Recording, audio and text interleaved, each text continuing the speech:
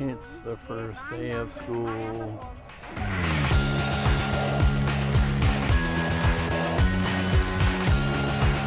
Bud right in front of me is right here. He's got glasses on. Oh, yeah.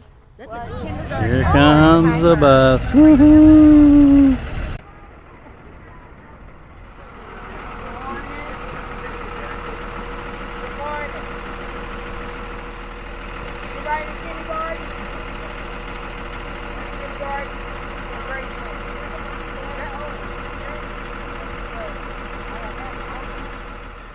But the doggies want to go.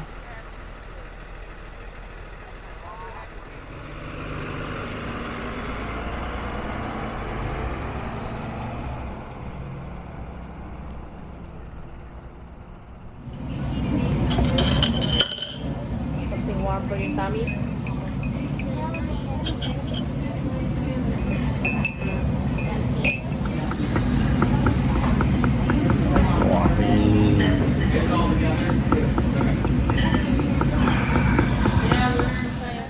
Where are we?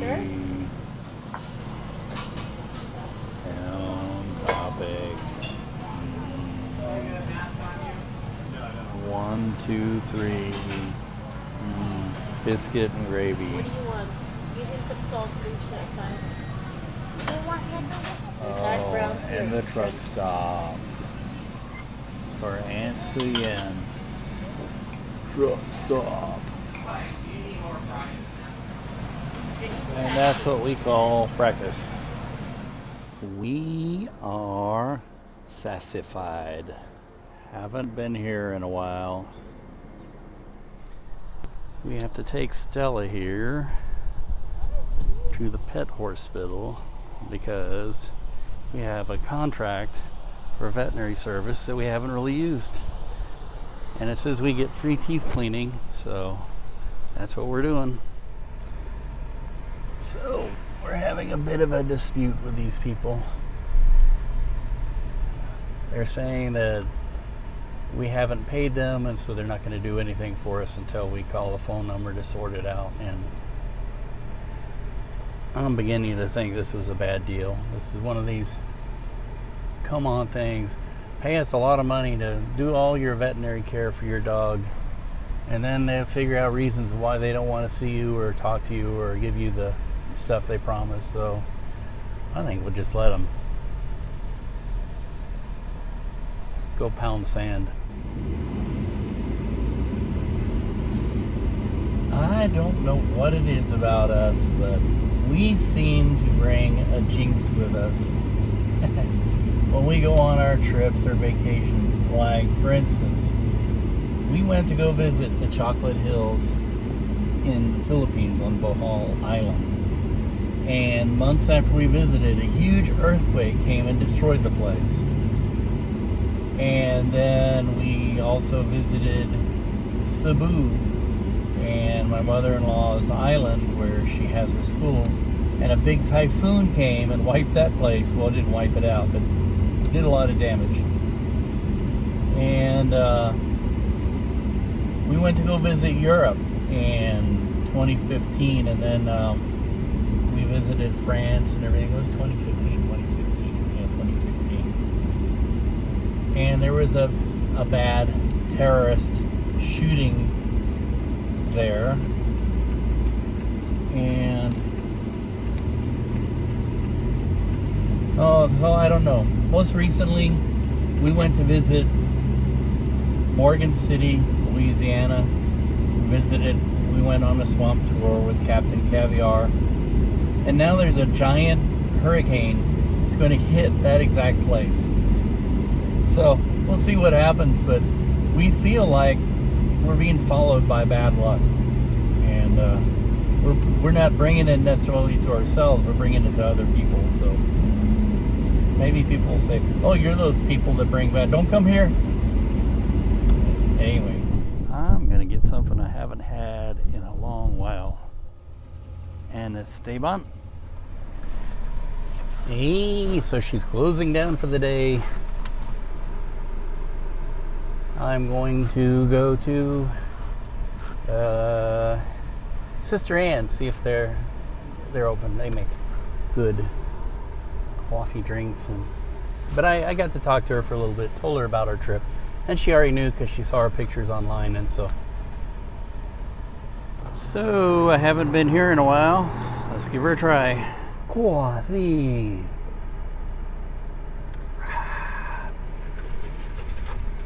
Had an interesting conversation. Now, for reals, as promised, I'm taking this JVC camera that's been loaned to me as part of my job out to test it and mostly to get reacquainted with it. I'm going to go to Santa Fe Junction interlocking to use it. But the conversation was with somebody in there who's sort of an anti-vaxxer, and we were talking about its use of large animal medicine as a cure or a prevention for COVID, and he was given the idea of validity, which I don't know, I have to look into it. And then he said, well, the Japanese government's been using it for their people. And he started going on, and I just remembered all this stuff I've been learning and watching about Japan's history, because I've been very curious recently. And I said, you do realize that the people of Japan do not trust their government. They don't like their government. They haven't since really before the big war, World War II began, or as they knew it, the Great Pacific War.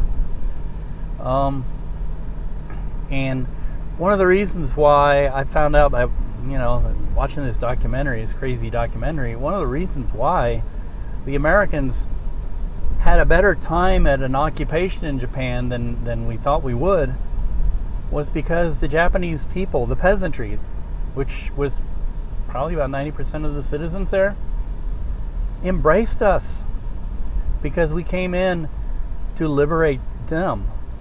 And it's amazing to think, oh my gosh, this country who we thought of as a monolith of fanatical people willing to do anything to die for their emperor considered the Americans to be liberators against their own government, and that they considered their own government to be very oppressive.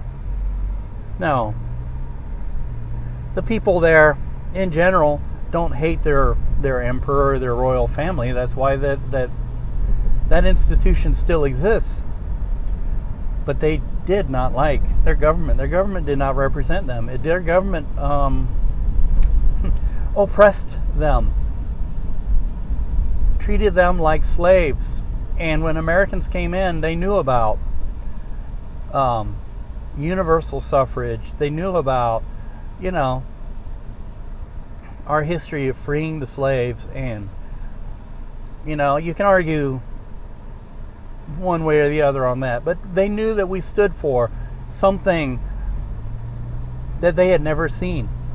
Even though on paper they were a democracy, there is a great valid reason, which I had been kind of seeking the answers to, as to why they became this big warlike imperial monster in the Great Pacific War, World War II.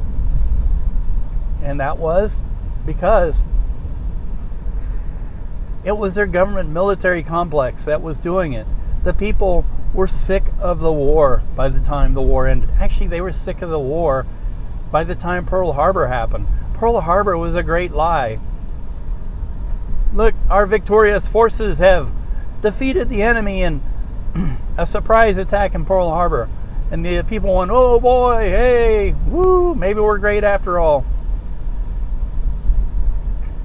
But I think really what they were hoping for was that the economy would get better because their empire was growing and they were extracting raw materials that they desperately needed from parts of the world. And that eventually their sons would come home and their brothers, and the war would be over and peace would be shining on a prosperous Japan. Instead, after Pearl Harbor came Midway, which they never were told about. But they knew something was up when they started seeing bombers coming over and bombing the crap out of their cities and their economy, and the people started starving and suffering terribly. In addition to all the sacrifices and suffering they had been doing for the war, they knew their government was a bunch of SOBs that had been lying to them. By the time the war ended, they were sick of war. The average Japanese person was actually sick of war. So when the emperor said, we need to lay down our arms and accept the Americans as occupiers, they're like, whatever, thank you, whoever did this to us.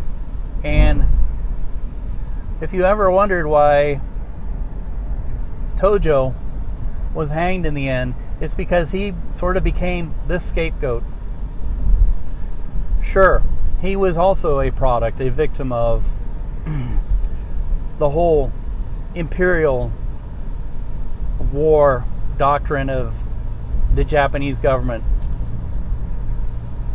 And he was also a person who pushed it. But in the end, he wasn't one that was responsible for all the disasters. He was just a cog in the machine that kept it going. And so they went another way, and they really embraced liberal democracy. And even though, a lot of people, when you study the history, it's interesting. Essentially, there were 12 people who wrote the Constitution of Japan, which still stands today, not changed at all. And those 12 people, among those 12 people, 0 were Japanese. They all were Americans. They all were appointed by General Douglas MacArthur. And they brought liberal democracy to Japan, and it was embraced. And it was embraced because they had they had gone the other way, and they had seen what that had done. And there were a lot of people who were fighting it to the end. But they got shouted down and voted out. And they knew it. So they just kind of went, okay, let's try it. And they did, and it worked. It allowed for the growth of industry and the free pursuit of, basically what we here in America call the pursuit of happiness. So anyway, we went through this whole conversation as a roundabout point to getting back to, look at the Japanese. And I said, well, try to understand the Japanese. I've been trying to understand the Japanese. I still don't understand the Japanese. But don't say, look at the Japanese as a great example, because it just doesn't work. Maybe they are using this horse medicine to treat people for COVID, and maybe there's large corporations in America that are trying to block it because they're trying to make so much money off of vaccines or whatever. Well, you know what? I got my vaccinations, I wear my mask, and I do what I'm supposed to do. And I said, here's the analogy. You hear it's going to rain tomorrow, so what do you do with your nice shiny car? You park it in the garage. It's very little effort to do that. And it's very little effort to get a shot in the arm and to wear a mask. Now, we wouldn't have to be wearing the mask if people would have been doing that all along. But instead, you got people saying, well, look at this, look at that, look at this, is crazy examples, and why we shouldn't be listening to our government or trusting our government or our bureaucrats or anything. And it is like arguing with children.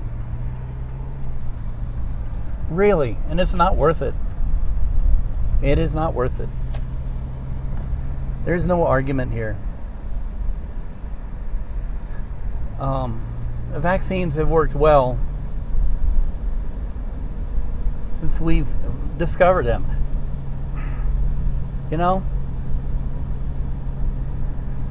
They've eradicated many deadly illnesses. People acknowledge it. People who have lived long enough to know this stuff acknowledge it and go, well, you know what? There's a vaccine and it appears to be working. Let's do it. Or we can continue to let this pandemic do what pandemics do and viruses, and maybe the argument will be moot. Maybe it'll turn really, really deadly, really, really fast, and take out a lot of us. But, my prayer is that if it's going to pick and choose who to take out, it'll pick and choose those of us who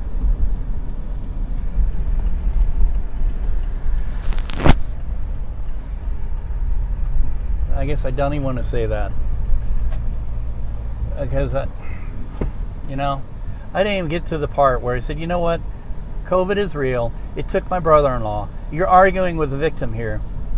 I'm doing everything that I can to protect myself and my family and my friends and my community. And,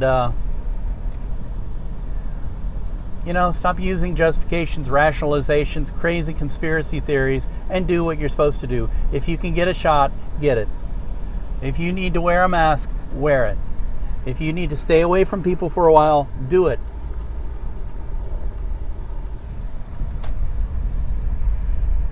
Because we are still in mourning over a member of our family who got it and died horribly. Died a terrible death. I wouldn't want to wish, just that idea alone would scare me enough to think, you know what, I'm going to get those shots. I'm going to take care of this. Well, anyway, I'm up to my location. I've been blabbing so much that I got all my turned around, and here's where I need to be. I'm going to use the camera to learn how to use this camera again.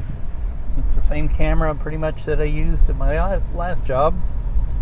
And with luck, I'll be able to use it at this one and be all right. Anyway, let's go shoot some trains.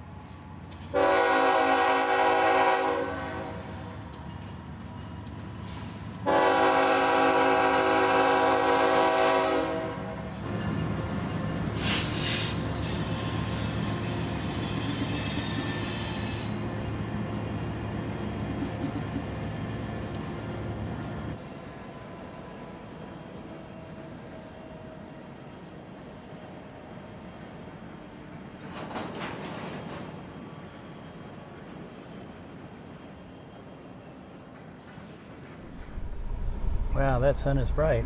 Okay, so I've worked myself to a point of frustration. The basics I have down.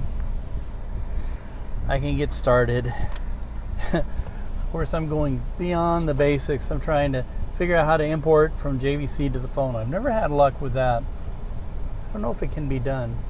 It'd be handy if it could. Is what I want to try to do. But yeah, I can shoot with the thing and be creative and yada yada.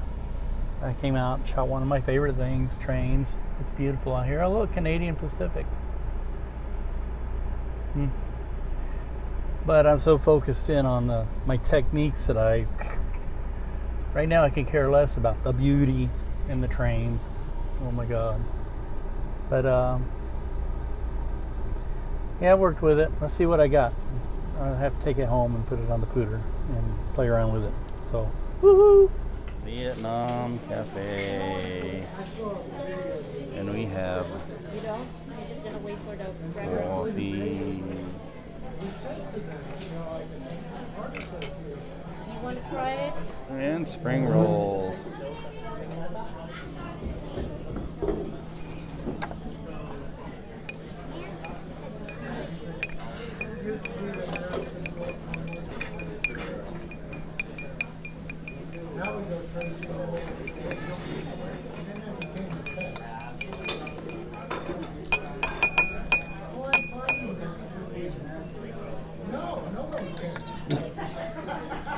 Anything else? Here's what I have found. The first time I saw it, Uncle Steve, it's like, what is he talking about? can you have one of this?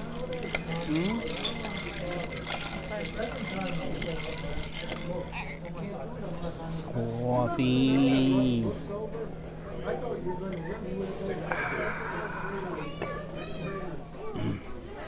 And our vittles are in. Yeah. So are we We gonna have Is it my curry business? chicken.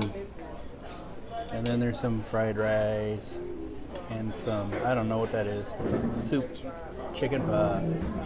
Tell me this, Zach, in a confident voice. Chicken pho. And then Suyen's got her soup. She's not feeling well these days. Beautiful neighborhood.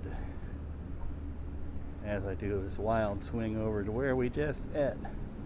Vietnam. We are sassified.